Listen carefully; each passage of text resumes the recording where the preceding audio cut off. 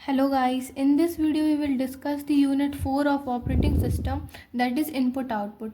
तो ये एक वन शॉट वीडियो होने वाला है यूनिट 4 का। इसमें सारे इम्पॉर्टेंट टॉपिक्स और क्वेश्चंस कवर करेंगे। तो देखते हैं, first is input output interface.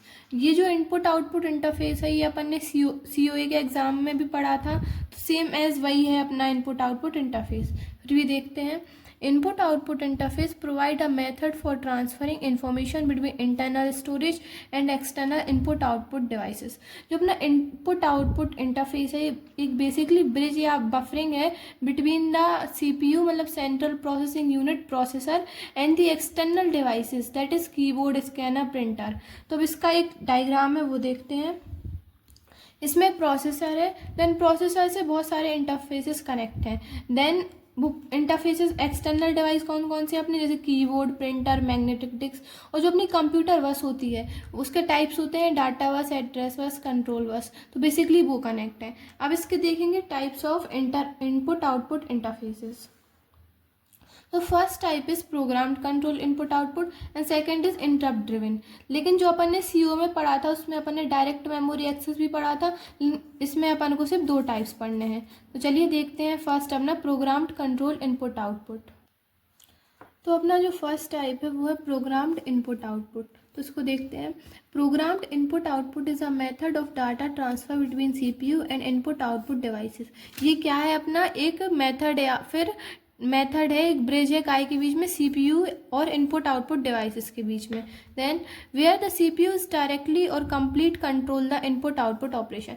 इसमें जो अपना प्रोग्राम्ड इनपुट आउटपुट है इसमें अपना जो CPU रहता है वो डायरेक्टली कंट्रोल करता है अपने एक्सटर्नल डिवाइसेस को।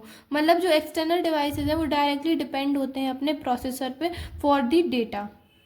It is called programmed because the CPU execute a set of instruction. इसे अपन प्रोग्राम्ड इनपुट आउटपुट क्यों कहते हैं, क्योंकि जो CPU है वो एग्जीक्यूट करता है, एग्जीक्यूशन परफॉर्म करता है इंस्ट्रक्शन का। और इंस्ट्रक्शन क्या है अपने, program to perform data transfer. और क्या करता है, डाटा ट्रांसफ़र को परफॉर्म करता है।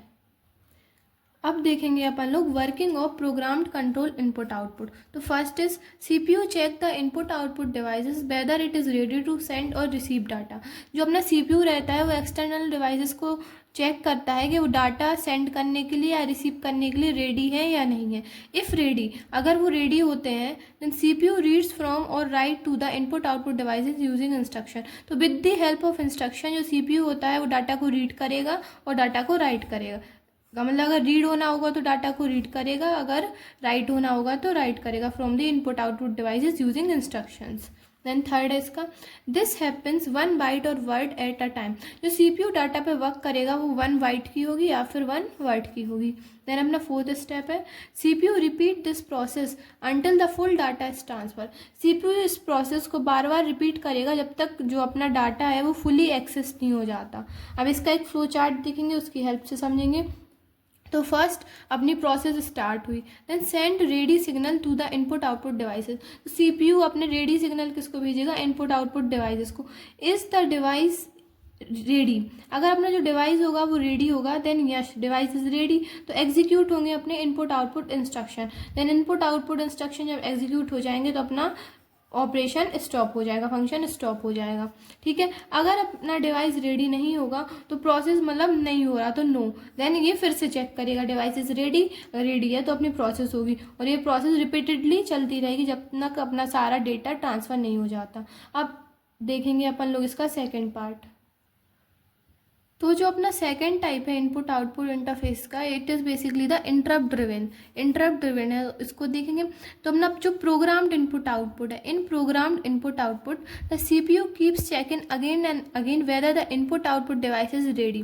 जो अपना मतलब प्रोग्राम्ड IO है वो बार बार चेक करता है इन एक्सटर्नल डिवाइसेस को कि वो डाटा रीड और राइट करने के लिए रेडी है या नहीं है।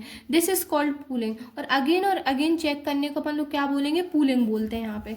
This waste a lot of CPU time. तो ये प्रोसेस वेस्ट करती है CPU का बहुत सारा टाइम, कंप्यूटर सिस्टम का टाइम वेस्ट करती है। Then to solve this problem we used interrupt driven IO। इसी प्रॉब्लम्स को सॉल्व करने के लिए अपने पास एक न्यू टेक्निक आई, उसे बोलते हैं इंटरप्ट ड्रिवन IO। अब इसको देखेंगे। Interrupt driven IO is a method in which the input output informs the CPU when it is ready for data transfer. जो अपना इंटरप्ट ड्रिवन होता है, ये जब अपने एक्सटर्नल डिवाइसेस रेडी हो जाते हैं तो CPU को एक सिग्नल भेजता है, उस सिग्नल को क्या बोलते हैं, इंटरप्ट सिग्नल भेजता है। This save CPU times and allow it to do other task while waiting for the input output devices. अगर अपने जो डिवाइसेस रेडी हैं तो पहले अपना जो प्रोग्राम डायो था उसमें CPU को चेक करना पड़ा था अगेन एंड अगेन, लेकिन इसमें एक्सटर्नल डिवाइसेस डायरेक्ट सिग्नल भेज देते हैं किसको, इनपुट आउट अपने CPU के लिए परफॉर्म करने के लिए। तो उन सिग्नल्स को अपन यहाँ पे इंटरप्ट सिग्नल्स बोलते हैं। और ये जो अपन इस मतलब इंटरप्ट ड्रिवन परफॉर्म करते हैं अपन, तो ये CPU का बहुत सारा टाइम सेव करती है, क्योंकि इसमें अगर जब अपने एक्सटर्नल डिवाइस रेडी हो जाते हैं टास्क को परफॉर्म करने के लिए तो एक सिग्नल जनरेट होता है, तो इसमें बार बार अपने कंप्यूटर CPU को बार बार चेक नहीं करना पड़ता, तो ये अपना टाइम भी सेव करता है।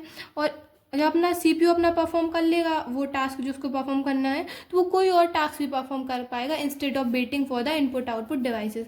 तो बेसिकली यही था अपना इंटरप्ट ड्रिवन। अब देखेंगे अपना नेक्स्ट टॉपिक। देन इस यूनिट में एक टर्म है कंकरेंट प्रोसेस, तो इसको भी देख लेते हैं। Concurrent processing is a computing model. ये कंप्यूटेशनल मतलब जो अपने ऑपरेशंस होते हैं उनका एक मॉडल है। Concurrent process is a computing model in which multiple processor execute simultaneously for better performance।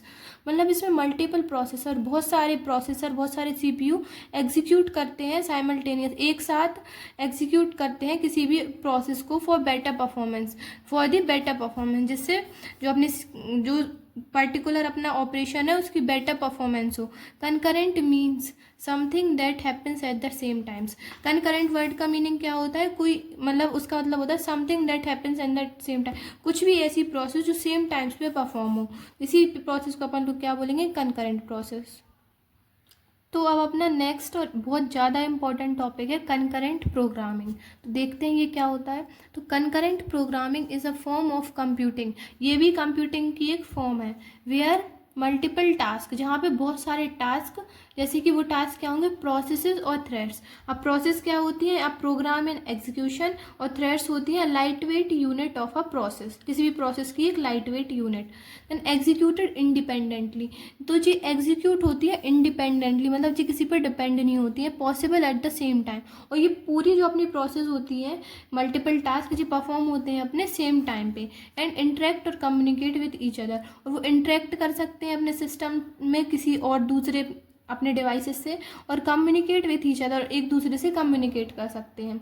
Then this is specially important in modern operating system where multiple programs और यूज़र रन साइमल्टेनियसली।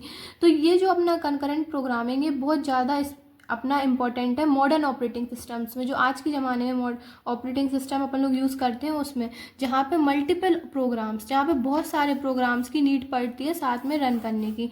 वही था। अब देखते हैं process means a program and execution. किसी भी programme में जो अपन एग्जीक्यूशन परफॉर्म करते हैं, जो प्रोग्राम लिखते हैं किसी भी एग्जीक्यूशन को परफॉर्म करने के लिए, उसी को क्या बोलेंगे अपन, प्रोसेस। और थ्रेड्स क्या है, light weight unit of a process, किसी भी प्रोसेस की एक लाइट वेट यूनिट। अब देखेंगे अपन लोग, it maximise CPU utilisation. With the help of concurrent programming we can maximise the CPU utilisation, मतलब CPU की यूटिलाइजेशन को भी बढ़ाता है, क्योंकि बहुत सारे प्रोसेसेस एक साथ मल्टीपल टास्क परफॉर्म होते हैं कंप्यूटर में, जो CPU है उसकी यूटिलाइजेशन भी इंक्रीज होती है। Then reduce waiting time for user and task efficiently, और उसमें जो यूज़र किसी भी टास्क के आउटपुट के लिए वेट करता है वो भी रिड्यूस होता है। Reduce waiting time for user and task efficiently, जो टास्क होते हैं वो इफिशिएंटली परफॉर्म होते हैं। अब देखेंगे अपन लोग अपना नेक्स्ट टॉपिक। अब अपना नेक्स्ट और मोस्ट इम्पॉर्टेंट टॉपिक है रियल एंड वर्चुअल कंकरेंसी। तो इसको देखेंगे। इन कंकरेंट सिस्टम, कोई भी कंकरेंट सिस्टम है, if each task execute on a different processor then it is called a real concurrency. मतलब रियल कंकरेंसी का मीनिंग क्या है, जब कोई भी बहुत सारे टास्क, मतलब हर टास्क एक पर्टिकुलर सिस्टम में परफॉर्म हो, अलग अलग सिस्टम में परफॉर्म हो, तो उसे अपन बोलेंगे रियल कंकरेंसी। और इसी का उल्टा क्या है, मतलब alternatively the concurrency is virtual if the task are interleaved. Interleaved का मतलब होता है बहुत सारे टास्क एक ही प्रोसेसर में परफॉर्म होना। The concurrency is virtual if the task are interleaved. ये अपोजिट है अपना रियल कंकरेंसी से। अब देखेंगे there are 3 types of concurrent system. तो अपने पास 3 टाइप्स ऑफ कंकरेंट सिस्टम है, वो कौन कौन से हैं? Multi programming environment, multi processing environment and distributed processing environment. अब इनको अपन लोग वन बाय वन समझेंगे। तो पहले समझेंगे अपन लोग मल्टी प्रोग्रामिंग इन्वायरमेंट। अब अपन लोग का फर्स्ट है मल्टी प्रोग्रामिंग इन्वायरमेंट। तो in multi programming environment there are multiple task shared by the one processor. तो अपनी मल्टी प्रोग्रामिंग इन्वायरमेंट है मतलब मल्टी प्रोग्रामिंग, तो इसका मतलब क्या है? जो मल्टीपल टास्क रहेंगे वो शेयर करेंगे एक प्रोसेसर को, मतलब ना एक प्रोसेसर परफॉर्म करेगा मल्टीपल टास्क, एक सिंगल सीपीयू परफॉर्म करेगा मल्टीपल टास्क। मतलब अगर एक टास्क को परफॉर्म होना है तो पहले सीपीयू उसको परफॉर्म करेगा, देन नेक्स्ट को परफॉर्म करेगा। ऐसे ही अपना वर्चुअल कॉन्सेप्ट में भी था कि मतलब एक टास्क परफॉर्म होगा, देन अपना दूसरा टास्क उसके बाद परफॉर्म होगा। While a virtual concept can be achieved by the operating system. अपना मल्टी प्रोग्रामिंग इन्वायरमेंट है, इसमें अपना वर्चुअल कॉन्सेप्ट भी अपना अचीव्ड करेगा अपना ऑपरेटिंग सिस्टम। तो क्या है basically? Multi programming is the ability of an operating system to load multiple program into memory. Multiple programming क्या है? जो अपने मल्टीपल प्रोग्राम्स होते हैं उनको मेमोरी में लोड करता है एक सेम टाइम पे, और उसमें एग्जीक्यूट होंगे अपने बहुत सारे टास्क। मतलब एक टास्क अपना परफॉर्म होगा, देन उसके बाद दूसरा टास्क परफॉर्म होगा, और जब अपना कोई टास्क एग्जीक्यूट होगा तो अपना जो टास्क उसके बाद परफॉर्म होगा वो उस टास्क मतलब अपने अपने लिए परफॉर्म होने के लिए वेट करेगा। मतलब allowing one to execute while other wait for input output. तो बेसिकली यही है अपना मल्टी प्रोग्रामिंग एनवायरनमेंट। अब अपन लोग देखेंगे मल्टी प्रोसेसिंग एनवायरनमेंट, लेकिन उससे पहले अपन इसका डायग्राम देख लेंगे मल्टी प्रोग्रामिंग एनवायरनमेंट का। इसमें सिंगल सीपीयू रहता है, मतलब सिंगल सीपीयू परफॉर्म करेगा मल्टीपल टास्क को। मल्टीपल टास्क है अपने system, sensor, input output, memory, display जैसे कनेक्ट रहेंगे, देन इससे सिस्टम बस भी कनेक्ट रहेगी। तो ये था बेसिकली इसका डायग्राम। अपन लोग देखेंगे मल्टी प्रोसेसिंग एनवायरनमेंट। तो अब अपना टॉपिक है मल्टी प्रोसेसिंग एनवायरनमेंट। तो इसको देखते हैं। इन मल्टी प्रोसेसिंग एनवायरनमेंट टू और मोर प्रोसेसर। तो मल्टी प्रोसेसिंग एनवायरनमेंट रहती है, इसमें क्या रहती है? दो या दो से ज़्यादा प्रोसेसर मतलब CPU are used with shared memory, और वो यूज्ड करते हैं अपनी एक single shared memory. Only one virtual address space is used. तो इसमें अपना सिर्फ एक सिंगल वर्चुअल एड्रेस यूज्ड होगा। अब देखते हैं which is common for all processor, और ये कॉमन है अपने सारे प्रोसेसर्स के लिए। And all task exist in shared memory, मतलब जो भी अपने टास्क परफॉर्म होंगे तो जो अपन मेमोरी शेयर कर रहे हैं उसमें होंगे। The task executed on different processor are perform with each other through shared memory. जो अलग अलग अपने प्रोसेसर हैं उसमें भी टास्क जो अपन परफॉर्म करेंगे वो सारे अपने परफॉर्म होंगे शेयर्ड मेमोरी में। तो ये अपना डायग्राम है। तो इसमें बहुत सारे प्रोसेसर हैं जो शेयर कर रहे हैं अपनी एक सिंगल मेमोरी को। तो अब अपना है third type, that is distributed processing environment. तो इसको देखते हैं। इन डिस्ट्रीब्यूटेड प्रोसेसिंग एनवायरनमेंट टू और मोर कंप्यूटर्स आर कनेक्टेड। इसमें प्रोसेसर वगैरह शेयर नहीं होते, इसमें कंप्यूटर्स ही बहुत ज़्यादा हैं, दो या दो से ज़्यादा कंप्यूटर कनेक्ट रहते हैं एक दूसरे से to each other via communication network. तो काय से कनेक्ट रहते हैं? With the help of communication network और हाई स्पीड बस, और हाई स्पीड बस के थ्रू। अब देखते हैं। There is no shared memory, मतलब इनके बीच में कोई भी शेयर्ड मेमोरी नहीं होती। The processor and there is no shared memory between the processor, मतलब जो प्रोसेसर रहते हैं इन कंप्यूटर्स के उनके बीच में कोई भी मेमोरी शेयर नहीं होती, सबके पास अपनी इंडिविजुअल मेमोरी रहती है। And each computer has its own local memory, और हर कंप्यूटर के पास अपनी अपनी एक लोकल मेमोरी होती है। अब इसका डायग्राम देखेंगे। जैसे नोड 1, नोड 2, नोड 3, नोड 4, ये क्या है? अपने कंप्यूटर सिस्टम्स। इनके पास अपनी पर्सनल लोकल मेमोरी है, और ये कोई भी कंप्यूटर आपस में मेमोरी को शेयर नहीं कर रहा है, और ये कनेक्ट है with the help of communication network. तो ये था basically diagram of distributed processing environment. अब देखेंगे अपन लोग अपना नेक्स्ट टॉपिक। अब अपना जो नेक्स्ट टॉपिक है वो है क्रिटिकल सेक्शन। ये भी बहुत इंपॉर्टेंट टॉपिक है। क्रिटिकल सेक्शन में अपन यूज करते हैं अपना म्यूचुअल एक्सक्लूजन। तो इसके बाद अपन वो पढ़ेंगे, लेकिन उसमें पूरा जो कॉन्सेप्ट है वो क्रिटिकल सेक्शन का है। तो पहले ये देख लेते हैं। तो critical section is a part of a code. जो अपना क्रिटिकल सेक्शन है बेसिकली काय का पार्ट है? अपना पार्ट है कोड का या फिर प्रोग्राम का। Where the process access shared resources. जो अपना कोड लिखते हैं अपन, उसमें जो प्रोसेस जो प्रोग्राम लिखते हैं तो उसमें अपन जो शेयर्ड करते हैं रिसोर्सेज वो क्या होंगे? Like writing to a variable और प्रिंटिंग टू अ फाइल। मतलब उसमें अपन जो ये वाली रिसोर्सेज शेयर करते हैं तो since shared resources must not be accessed by more than one process at the same time, जो अपन ने ये रिसोर्सेज शेयर की तो ये रिसोर्सेज बस एक बार शेयर होनी चाहिए, बार बार रिपीटेडली सेम टाइम पर प्रोसेस शेयर नहीं होनी चाहिए, एक्सेस नहीं होनी चाहिए। तो बेसिकली यही होता है अपना क्रिटिकल सेक्शन। अब देखते हैं, same time access to the critical section must be controlled using mutual exclusion. अगर अपनी ये प्रोसेस बार बार यूज्ड होती हैं एक सेम प्रोसेस में तो ये कंट्रोल करता है अपना म्यूचुअल एक्सक्लूजन। अब अपन देखेंगे structure of a process using critical section. Basically उसका स्ट्रक्चर है, इसमें एंट्री सेक्शन होता है, एंट्री सेक्शन के बीच में अपना एक क्रिटिकल सेक्शन होता है जो रिसोर्सेज अपन यूज करते हैं, देन एक एग्जिट सेक्शन होता है, देन एक रिमाइंडर सेक्शन होता है। तो ये इसका एक रफ स्ट्रक्चर है, अपन इन सारे टर्म्स को भी पढ़ेंगे। तो इसमें जो फर्स्ट है वो है एंट्री सेक्शन, मतलब जहाँ से अपना क्रिटिकल सेक्शन स्टार्ट होगा। तो code that ensure mutual exclusion, मतलब म्यूचुअल एक्सक्लूजन का मतलब ये होता है कोई भी रिसोर्सेज बार बार सेम प्रोसेस को यूज़ ना करें।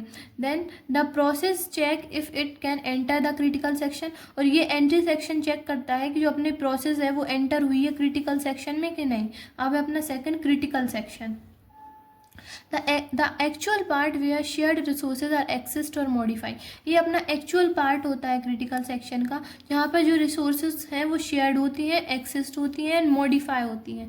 Then only one process can execute this part at time, मतलब इसमें एक पर्टिकुलर प्रोसेस एक टाइम पे एग्जीक्यूट होगी, देन उसके टाइम देन नेक्स्ट अपनी नेक्स्ट प्रोसेस होगी। देन क्रिटिकल सेक्शन के बाद है अपना एग्जिट सेक्शन। एग्जिट सेक्शन मतलब जब क्रिटिकल सेक्शन यूज हो जाएगा उसके बाद जो प्रोसेस अपनी एग्जिट होगी। तो code to leave the critical section, वो वाला कोड और प्रोग्राम जो क्रिटिकल सेक्शन को लीव करेगा। It signals other processor that they can enter, ये सिग्नल देता है अदर प्रोसेसर को, मतलब पहले एक प्रोसेस अपनी एग्जीक्यूट होगी, देन एग्जिट सेक्शन के बाद जब प्रोसेस निकलेगी तो एग्जिट सेक्शन इन्फॉर्म करेगा, सिग्नल देगा नेक्स्ट प्रोसेस जो क्रिटिकल सेक्शन में एंटर हो सकती है या फिर नहीं हो सकती है।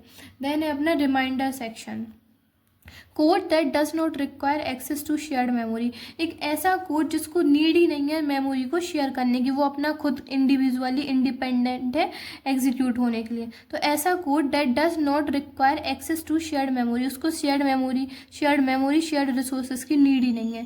Then can be executed without restriction, तो ऐसा कोड जिसको शेयर्ड मेमोरी की नीड ही नहीं है तो विथआउट मतलब किसी भी रिस्ट्रिक्शंस के बिना एग्जीक्यूट हो जाएगा। तो अब अपना टॉपिक है म्यूचुअल एक्सक्लूजन, तो इसे देखते हैं। Mutual exclusion is a property of principle in concurrent programming. तो ये जो अपना कॉन्सेप्ट है ये कहाँ यूज़ होता है, कनकरेंट प्रोग्रामिंग। कनकरेंट प्रोग्रामिंग क्या होती है, मल्टी थ्रेडिंग और multi processing that ensure only one process और thread can access the critical section at a time.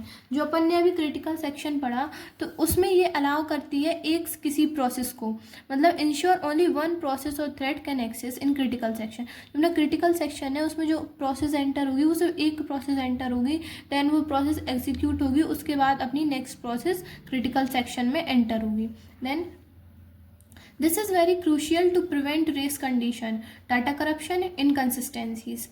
तो अपनी जो म्यूचुअल एक्सक्लूजन है ये हेल्प करता है, प्रिवेंट करता है रेस कंडीशंस को, मतलब जो अपने प्रोसेस हैं प्रोग्राम है उनमें कोई रेस जनरेट ना हो, डाटा करप्ट ना हो। अपने बहुत सारी प्रोसेस अगर क्रिटिकल सेक्शन में एंटर लेंगी तो अपना डाटा करप्ट होने का भी डर है, कॉन्फ्लिक्ट होने का, एरर क्रिएट होने का, और प्रोसेस में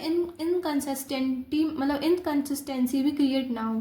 रिजल्ट व्हेन मल्टीपल प्रोसेसेस, और ये कब होगा, जो मल्टीपल प्रोसेस किसी भी क्रिटिकल सेक्शन में एंटर करेंगी। एक्सेस शेयर्ड रिसोर्सेज लाइक, और ये कैसी रिसोर्सेज शेयर करती हैं, ये शेयर करती है मेमोरी, वेरिएबल्स, ये मतलब मेमोरी शेयर करती है। वो मेमोरी क्या हो सकती है, वेरिएबल्स, फाइल, डाटाबेसेस, प्रिंटर्स। अब अपन लोग देखेंगे म्यूचुअल एक्सक्लूजन के कुछ टाइप्स, मतलब कुछ पॉइंट्स इसमें जो नीड है। तो फर्स्ट है mutual exclusion, only one process can be in the critical section at a given time.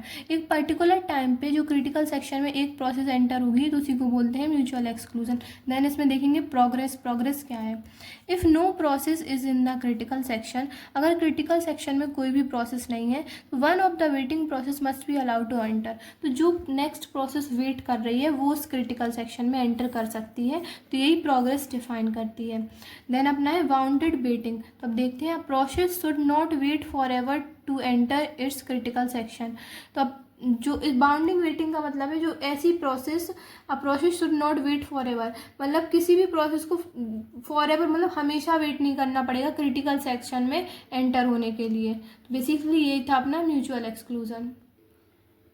जो अपन ने अभी 3 पॉइंट पढ़े, म्यूचुअल एक्सक्लूजन, प्रोग्रेस, तो वही पॉइंट्स क्या है, explain 3 requirement solution of critical section problem. जो क्रिटिकल सेक्शन के सॉल्यूशंस हैं मतलब उनकी जो मेनली 3 रिक्वायरमेंट्स है वो पॉइंट्स वही हैं। तब देखेंगे these 3 problems are, first is mutual exclusion. तो म्यूचुअल एक्सक्लूजन अपन पढ़ चुके, बेसिकली वही है, it means only one process can be it in critical section at a time. ये डिफाइन करता है कि क्रिटिकल सेक्शन में एक पर्टिकुलर टाइम पे एक प्रोसेस एंटर करेगी।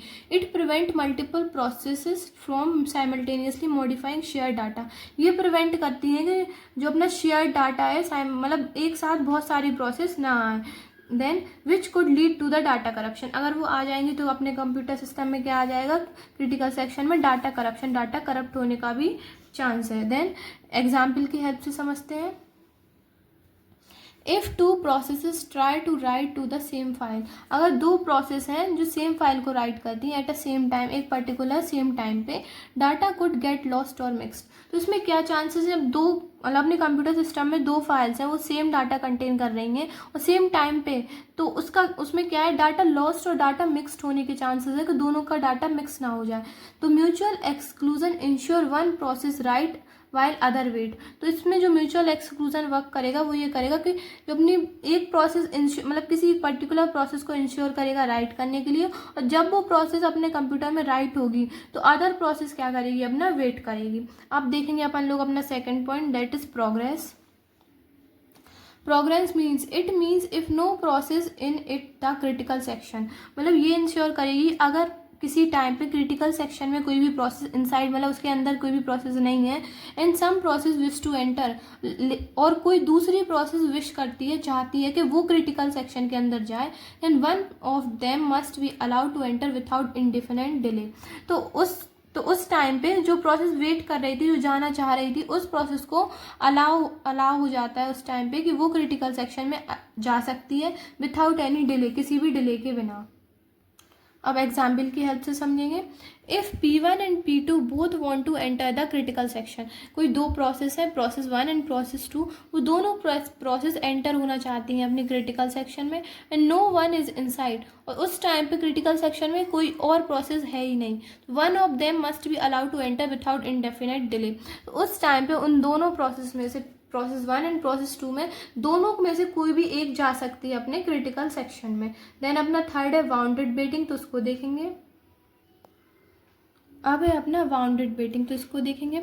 अ प्रोसेस वेटिंग टू एंटर इस critical section should have a limit, मतलब जो भी प्रोसेस वेट करती एंटर होती है, a process waiting to enter मतलब कोई भी प्रोसेस वेट कर रही है एंटर होने के लिए कायम है क्रिटिकल सेक्शन में, शुड हैव अ लिमिट, तो उसकी एक लिमिट है वेट करने की भी, on how many times other process can enter before it get it's chance, मतलब कोई प्रोसेस वेट कर रही है तो उसके पहले और भी प्रोसेस को एंटर होना है क्रिटिकल सेक्शन में, तो पहले वो प्रोसेस एंटर होगी, देन जो प्रोसेस वेट कर रही है वो भी एंटर होगी। तो जब वो प्रोसेस बार बार क्रिटिकल सेक्शन में जाएंगी जो पहले से वेटिंग प्रोसेस के पहले लाइन में लगी हुई हैं, तो जब पहले वो जाएंगी देन उसके बाद जो अपनी एंड की प्रोसेस जो वेट कर रही है वो जाएगी। तो बाउंडिंग वेटिंग ये बताती है कि जो अपनी प्रोसेस वेट कर रही है उसको हमेशा वेट नहीं करना पड़ेगा, जो अपनी आगे जा रही है वो चली जाएंगी, देन उसके बाद वो जाएगी।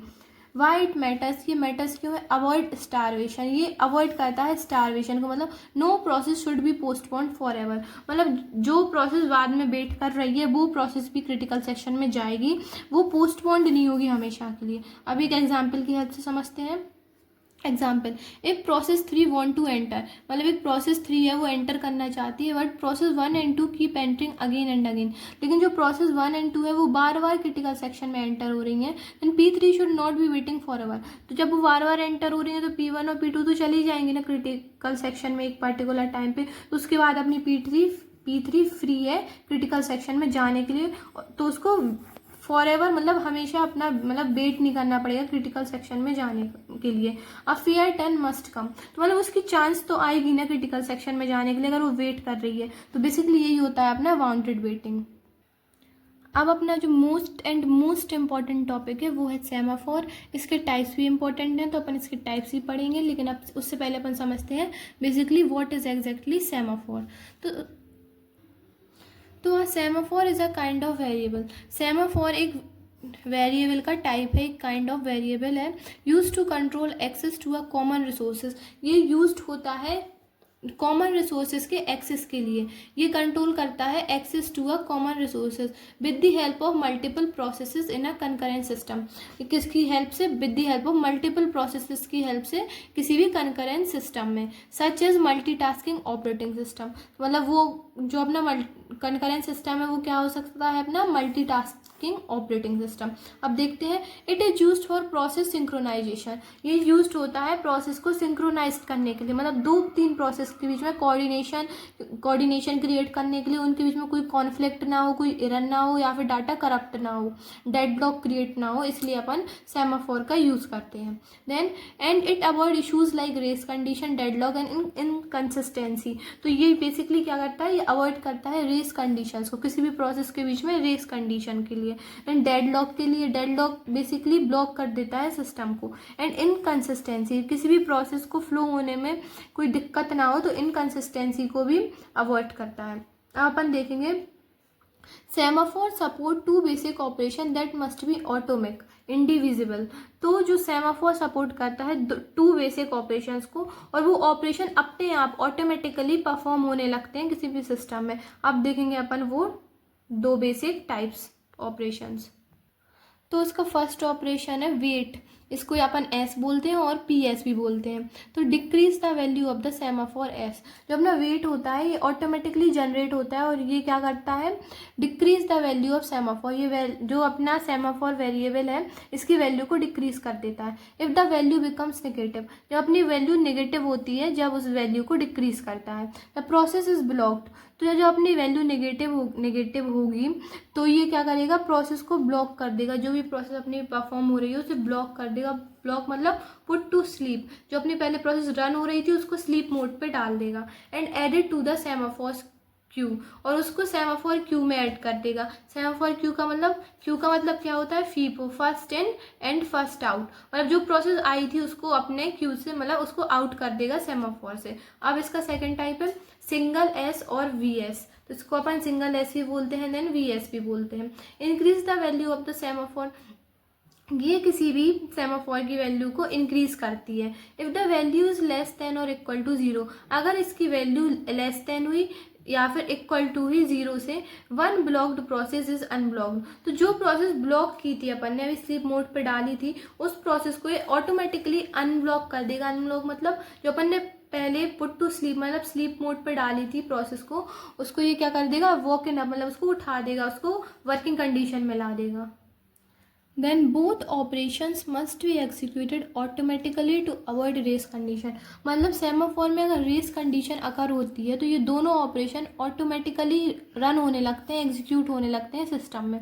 अब सेमाफोर की बेसिकली 2 टाइप्स है, टाइप्स ऑफ सेमाफोर्स। तो इसके जो टाइप्स हैं बाइनरी सेमाफोर और काउंटिंग सेमाफोर, ये दोनों टाइप्स एग्जाम में बहुत बार आए हैं, तो इन दोनों टाइप्स को तो आपको बहुत ज़्यादा अच्छे से पढ़ के जाना है। तो फर्स्ट टाइप है बाइनरी सेमाफोर, देन सेकेंड है काउंटिंग सेमाफोर। सबसे पहले देखेंगे अपन लोग बाइनरी सेमाफोर। अब binary semaphore is a type of semaphore, ये एक टाइप है काय का? अपना सेमाफोर का, that can only have 2 values. जो अपना बाइनरी सेमाफोर है, बाइनरी से आपको नाम से ही समझ में आ रहा है, बाइनरी मतलब बाइनरी नंबर्स, तो इसकी 2 वैल्यूज, बाइनरी मतलब 0 और 1। तो अपनी जो सेमाफोर है इसकी भी बाइनरी सेमाफोर है, that can only have 2 values. तो इसकी भी सिर्फ 2 वैल्यूज रहेंगी, वो दैट इज 0 एंड 1। तो उसकी वैल्यूज भी कौन सी रहेंगी? 0 या फिर 1। It is primarily use to implement mutual exclusion. तो ये इम्प्लीमेंट, जो अपना बाइनरी सेमाफोर है ये यूज्ड होता है इम्प्लीमेंटेशन ऑफ म्यूचुअल एग्जीक्यूशन। जब अपन भी किसी भी क्रिटिकल सेक्शन में म्यूचुअल एक्सक्लूजन का यूज करते हैं रेस कंडीशन को रोकने के लिए, तो जब अपन बाइनरी सेमाफोर का यूज़ करते हैं, that is ensuring only one process is executed in the critical section at any time. तो म्यूचुअल एक्सक्लूजन क्या करेगा उससे? अगर उसको मतलब इम्प्लीमेंट करेंगे अपन सिस्टम में, तो ये क्या करेंगे, ये रेस कंडीशन जो अकर होगी, रेस कंडीशन मतलब एक प्रोसेस एग्जीक्यूट होगी, उसके बाद क्रिटिकल सेक्शन में दूसरी प्रोसेस एंटर करेगी। देन इसमें जीरो जो अपना वैल्यू होती है उसका मतलब होता है रिसोर्स इज अनअवेलेबल, तो मतलब रिसोर्स अनअवेलेबल है सेमाफोर में। देन जो अपना अगर 1 होगी वैल्यू तो रिसोर्स इज अवेलेबल। देन अपना क्या है, it act like a lock और म्यूटेक्स, ये एक्ट करता है लॉक और म्यूटेक्स की तरह। लॉक और म्यूटेक्स क्या है, मतलब allowing only one process into the critical section at a time, किसी एक पर्टिकुलर टाइम पे क्रिटिकल सेक्शन में सिर्फ एक वैल्यू जाएगी। इसी को अपन म्यूचुअल एक्सक्लूजन बोलते हैं। और म्यूचुअल एक्सक्लूजन ही मतलब जो बेसिक कॉन्सेप्ट है बाइनरी सेमाफोर का, वो क्या है, इम्प्लीमेंट करना म्यूचुअल एक्सक्लूजन के लिए। तो म्यूचुअल एक्सक्लूजन में भी अपन रेस कंडीशन से बचते हैं, बाइनरी सेमाफोर में भी अपन रेस कंडीशन से बचते हैं। अब अपन लोग देखेंगे काउंटिंग सेमाफोर। अब जो सेमाफोर का सेकंड टाइप है काउंटिंग सेमाफोर, उसको देखते हैं। A counting semaphore is a semaphore that can take non negative integer, ये सिर्फ ऐसे इंटीजर्स को लेता है जो नॉन नेगेटिव है, मतलब वो नेगेटिव ना हो, उसको सिर्फ यूज़ करता है काउंटिंग सेमाफोर। अब इसमें वैल्यूज़ जो अपनी बाइनरी सेमाफोर थी उसमें 0 और 1 वैल्यूज़ थी, लेकिन अपनी जो काउंटिंग सेमाफोर में है इसमें वैल्यू रहेंगी 0 1 2 3 और n तक। It keep track of the number of available resources, जो अपना काउंटिंग सेमाफोर है ये एक ट्रैक मतलब ये ट्रैक करता है अपने पास कितनी नंबर ऑफ रिसोर्सेज है with the help of these values. अब अपन लोग देखेंगे internal working of counting semaphore.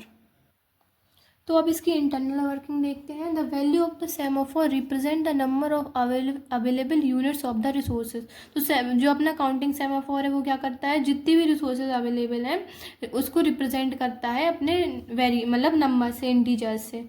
Then इस जो अपना सेमाफोर था उसमें 2 ऑपरेशन परफॉर्म होते थे, वेट एंड सिंगल, तो उन्हीं को वही ऑपरेशन अपने काउंटिंग सेमाफोर में भी परफॉर्म होंगे। डिक्रीमेंट द काउंट बाय 1, ये जो वेट ऑपरेशन है इसमें जो अपनी वैल्यू है उसको डिक्रीमेंट कर देगा 1 से।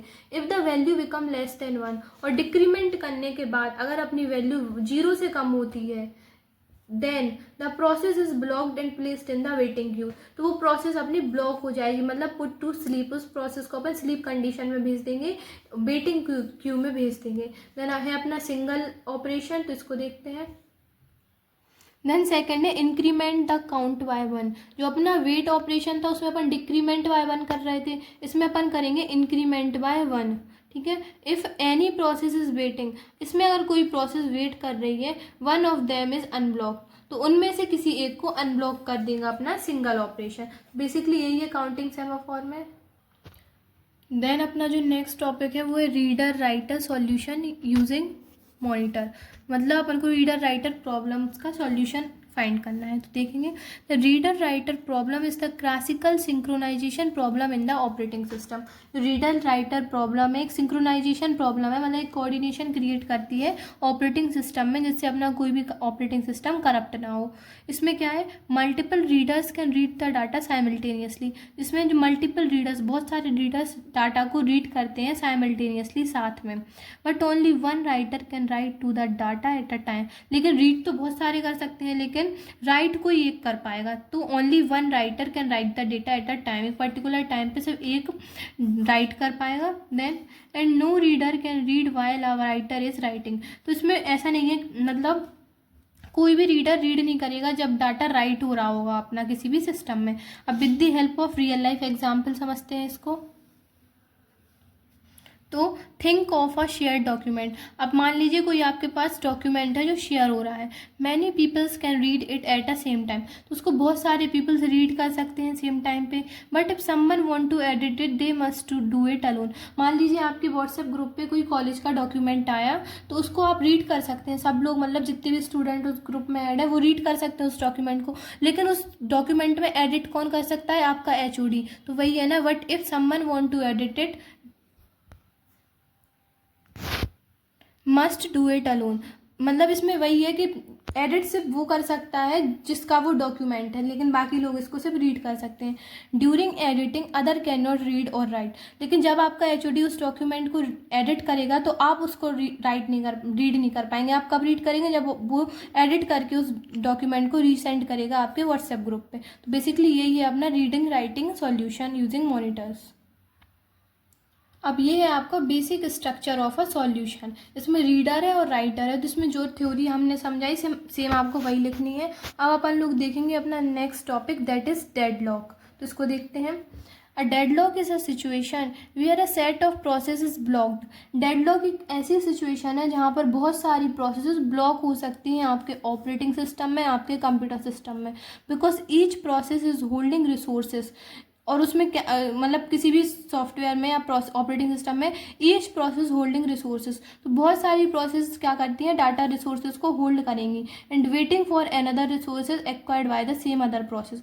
मतलब इसमें क्या होता है, मतलब डेडलॉक कब अकर होगा, जब आपकी कोई ऐसी प्रोसेस है जो उसी पर्टिकुलर टाइम पे डाटा को भी होल्ड करके रखे हैं। मतलब एक प्रोसेस है वो डाटा को भी होल्ड करके रखे हैं, डाटा होल्ड करने के साथ साथ वो दूसरी प्रोसेस के लिए भी वेट कर रही है, तो इसमें डाटा करप्ट होने के चांसेस ज़्यादा है, डेडलॉक होने के चांसेस ज़्यादा है। तो इसी कंडीशन में आपका डेडलॉक अकर होगा for another resources acquired by the same other process. तो वही है जब आपकी कोई प्रोसेस डाटा को होल्ड भी करेगी और दूसरे डाटा के लिए वेट भी करेगी, जब आपका डेडलॉक अकर होगा। आप देखेंगे deadlock is a situation in computing, मतलब डेडलॉक एक ऐसी सिचुएशन है किसी भी प्रोसेस को एग्जीक्यूट करने की, मतलब एग्जीक्यूट नहीं करने की, सॉरी, कंप्यूटर में कोई ऐसी सिचुएशन है डेडलॉक वेयर टू और more processes are unable to process. जब दो और दो से ज़्यादा प्रोसेस अनेबल होती हैं किसी भी प्रोसेस को एग्जीक्यूट करने के लिए, because each is waiting for the other to release resources. क्योंकि कोई भी प्रोसेस है आपकी किसी भी सिस्टम पे, तो कम सीपीयू तो अपना एक है, तो वो क्या करेगा, पहले एक प्रोसेस जो आपके सिस्टम में जा रही है उसे प्रोसेस करेगा, देन दूसरी प्रोसेस को, मतलब ये वाली प्रोसेस आपकी यहाँ से एग्जीक्यूट हो जाएगी, देन आपकी सेकंड प्रोसेस एग्जीक्यूट होगी। लेकिन अगर दोनों प्रोसेस चाहें कि वो साथ में एग्जीक्यूट हो जाए, तो उस टाइम पे आपका सिस्टम डेडलॉक हो जाए। Now with the help of example समझते। Imagine two processor. मान लीजिए आपके पास कोई दो प्रोसेसर है, मतलब दो प्रोसेसेस हैं। Process one hold resource one and want resource two. जो प्रोसेस वन है वो चाहती है, मतलब वो होल्ड करके रखे हैं आपकी रिसोर्स वन को, और वो चाहती है रिसोर्स टू भी उसके पास रहे। मतलब उसके पास एक प्रोसेस पहले से R1, देन वो R2 भी चाहती है, देन वेट कर रही है वो R2 के लिए। और एक प्रोसेस है P2, वो होल्ड करके रखे हैं रिसोर्स 2 को एंड वांट चाहती है R1 को। तो मतलब दोनों प्रोसेस जो होल्ड करके रखे हैं वो ठीक है, लेकिन उन्हें दूसरी रिसोर्स भी चाहिए। तो इसमें क्या होगा, both wait forever and neither can process, this is called deadlock. तो इसमें क्या होगा, तो दोनों प्रोसेस है वो फॉर एवर वेट करती रहेंगी आपके सिस्टम में, और इसी सिचुएशन में आपका क्या होगा, डेडलॉक अकर होगा। अब देखेंगे अपन लोग डेडलॉक प्रिवेंशन। तो बेसिकली डेडलॉक प्रिवेंशन क्या है वो देखते हैं। Deadlock prevention involve designing the system in such a way. Deadlock prevention है कि ऐसा सिस्टम डिज़ाइन करना, मतलब इस तरीके से सिस्टम को डिज़ाइन करना, that at least one of the four necessary condition for deadlock is never allowed to occur. मतलब डेडलॉक प्रिवेंट करने की होती है अपने पास टोटल 4 कंडीशन, तो अगर वो 4 कंडीशन किसी भी सिस्टम में अकर नहीं होंगी तो आपका डेडलॉक क्या होगा, कभी होगा ही नहीं सिस्टम में। This ensure that deadlock are structurally impossible. तो वो अगर 4 सिचुएशन आपको करनी ही ना पड़े सिस्टम में, तो आपका जो डेडलॉक है वो इम्पॉसिबल हो जाएगा किसी भी सिस्टम में क्रिएट होना। तो 4 necessary condition for deadlock are, तो वो कंडीशन क्या है, mutual exclusion, hold and wait, no preemption and circular wait. तो अब इनको बहुत अच्छे से देखते हैं। म्यूचुअल एक्सक्लूजन जो अपन ने पहले पढ़ा सेम वही है, तो अपन देखेंगे इसका next point, that is hold and wait. इसको देखते हैं। Hold and wait is a condition in which a process hold and resource while simultaneously waiting for another resources that is being held by a different process. जो हमने अभी आपको बताया, कोई process है वो रिसोर्स वन को होल्ड करके रखे हैं, देन रिसोर्स 2 के लिए वेट कर रही है, तो उसी को बोलते हैं होल्ड करना, देन वेट करना। The process can not continue until it get all the required resources. तो उस सिचुएशन में कोई प्रोसेस है, ये है इसका डायग्राम, अगर कोई प्रोसेस है तो वो रिसोर्स 1 को क्या करके रखे हैं, प्रोसेस 1 इज होल्डिंग R1। जो प्रोसेस 1 है वो रिसोर्स 1 को होल्ड करके रखी थी, देन प्रोसेस 1 रिसोर्स 2 को वेटिंग कंडीशन में डाल के रखे हैं। तो ये दोनों, जब एक प्रोसेस 2 रिसोर्स तो कैरी कर नहीं पाएगी, तो इस सिचुएशन में डेडलॉक क्रिएट होगा। तो इसी को प्रिवेंट करता, अपन लोग प्रिवेंट करेंगे होल्ड एंड वेट को। देखेंगे the process can not continue until it get all the required resources. तो प्रोसेस 1 जब तक अपनी एग्जीक्यूट नहीं होगी, जब तक उसके पास दोनों ना आ जाए, और एक टाइम पे दोनों आ नहीं सकती हैं, तो इसीलिए अपना डेडलॉक क्रिएट होता है। तो there are 2 ways to eliminate hold and wait. तो अपन को इस कंडीशन में एलिमिनेट करना पड़ेगा होल्ड एंड वेट को, मतलब होल्ड एंड वेट कंडीशन को हटाना पड़ेगा। तो अब देखेंगे वो 2 वेज क्या है। तो वो 2 टाइप क्या है होल्ड और वेट को एलिमिनेट करने के। तो फर्स्ट है बाय एलिमिनेटिंग वेट। तो वेट को एलिमिनेट करेंगे, कैसे करेंगे? The process specify the resource it require in advance. तो वो स्पेसिफाई करेगी ऐसी रिसोर्स को जो रिक्वायर करके रखे हैं अपने एडवांस में। कोई भी प्रोसेस किसी रिसोर्स को रिक्वायर करके रखी है एडवांस में। So it does not have to wait for allocation after execution start. तो उसे किसी और प्रोसेस के लिए वेट ही नहीं करना पड़ेगा रिसोर्स को एग्जीक्यूट होने में। तो यही होता है बाय एलिमिनेटिंग वेट। अब देखेंगे by eliminating hold. The process has to release all resources it is currently holding. तो इस सिचुएशन में जो प्रोसेस होती है उसको जो रिसोर्स वो होल्ड करके रखी थी उसको रिलीज करना पड़ता है before making a new request. किसी भी न्यू रिक्वेस्ट को कैरी करने के लिए उसको जो प्रोसेस वो होल्ड करके रखी थी उसको रिलीज करना पड़ेगा। तो इसे रिलीज करने के लिए अपन क्या बोलेंगे? Eliminating hold. देन अपना जो थर्ड टाइप है वो है एलिमिनेट नो प्रिमिटिव। तो इसको देखते हैं। To prevent deadlock. डेडलॉक को प्रिवेंट करने के लिए we can remove this condition by allowing preemption of resources. ये है नॉन प्रिमिटिव। तो अपन को नो प्रिमिटिव की जगह प्रिमिटिव यूज़ करना पड़ेगा ना। तो to prevent deadlock we can remove this condition. तो अपन को नो प्रिमिटिव कंडीशन को हटा के अलाउ करना पड़ेगा प्रिमेंशन ऑफ रिसोर्सेज के लिए। अब देखेंगे इसको। Means if a process is holding same resources and request another. मतलब कोई भी प्रोसेस वो होल्ड करके रखे हैं किसी रिक्वेस्ट के लिए, मतलब कोई भी प्रोसेस होल्ड करके रखी है सेम रिसोर्स को, वो सेम रिसोर्स को होल्ड करके भी रखे हैं एंड रिक्वेस्ट कर रही है किसी और दूसरी रिसोर्सेज के लिए, then that is not available. मतलब कोई प्रोसेस किसी रिसोर्स को होल्ड करके रखे हैं और वो किसी के लिए क्या कर रही है? रिक्वेस्ट कर रही है, और जिस के लिए वो रिक्वेस्ट कर रही है वो प्रोसेस अवेलेबल ही नहीं है उस सिस्टम में। तो the operating system can forcefully take back the currently hold resources. तो उस कंडीशन में जो ऑपरेटिंग सिस्टम है, तो जो वो रिसोर्स मतलब जो प्रोसेस के पास रिसोर्स है उस प्रोसेस को भी ऑपरेटिंग सिस्टम टेक बैक कर लेगा, मतलब उसमें से निकाल लेगा, क्रिटिकल सेक्शन में से बाहर ले लेगा। ठीक है। And design them to another process और put them back into the resource pool. और उस को डिज़ाइन और फिर न्यू प्रोसेस को डिज़ाइन करेगा और जो उसने बाहर निकाली थी उसको रिसोर्स पूल में डाल देगा। ठीक है। तो बेसिकली यही था अपना eliminate no primitive.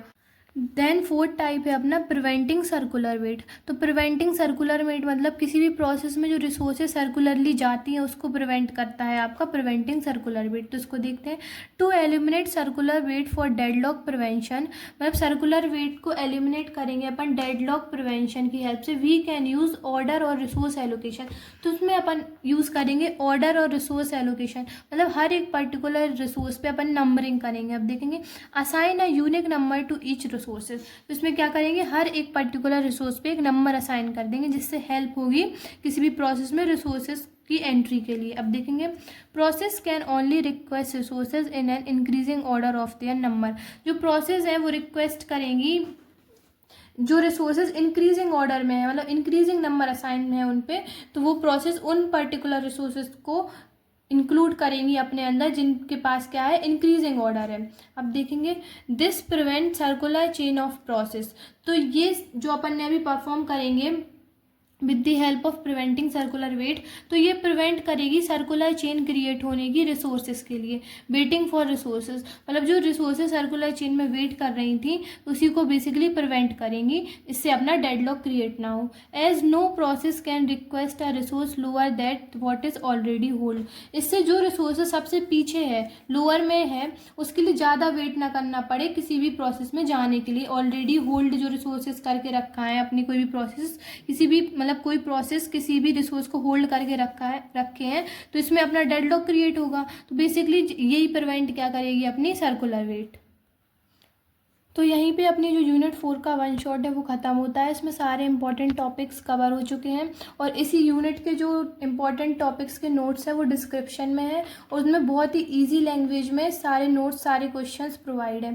Thank you.